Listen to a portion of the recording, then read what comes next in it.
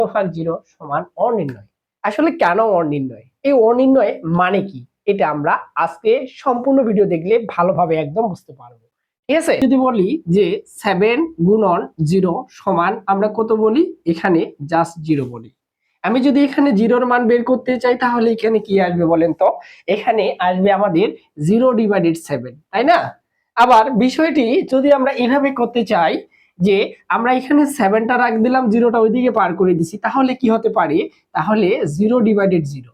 দেখো তো 0/0 এটার মান কত আসলো, 7 আসলো। একটা সমীকরণ যদি আমরা করি যে মনে করেন 7 গুণন a সমান 5, আমরা যদি a এর মান বের করতে চাই তাহলে কি করি, a সমান 5/7 এভাবে ক্যালকুলেশন করি, তাই না? বিষয়টা সেম কিন্তু এটার মতো নেই। আমি যদি এইভাবে করি যে -8 গুণন 0 সমান কত হবে, 0 হবে। এইটা যদি আমি বের করতে চাই -8 সমান কি হবে, যে 0/0, তাহলে দেখেন যে 0/0 এটার মান আসলো -8। আবার দেখেন 0/0 এটার মান আসলো 7। এই বিষয়টা যদি আরো এইভাবে করা যায় যে 2 গুণন 0 সমান কি বলেন তো, 0, তাহলে 2 ইকুয়াল কি হবে, 0/0। আরো যদি একটি ফলো করি দেখেন তো যে 13 গুণন 0 সমান কি হবে, 0, যে 13 ইকুয়াল কি হবে আমাদের 0/0।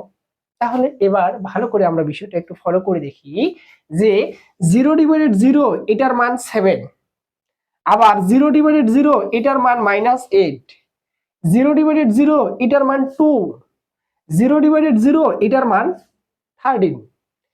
এই 0/0 বিভিন্ন সময় বিভিন্ন ধরনের মান আমরা পেয়ে যাচ্ছি।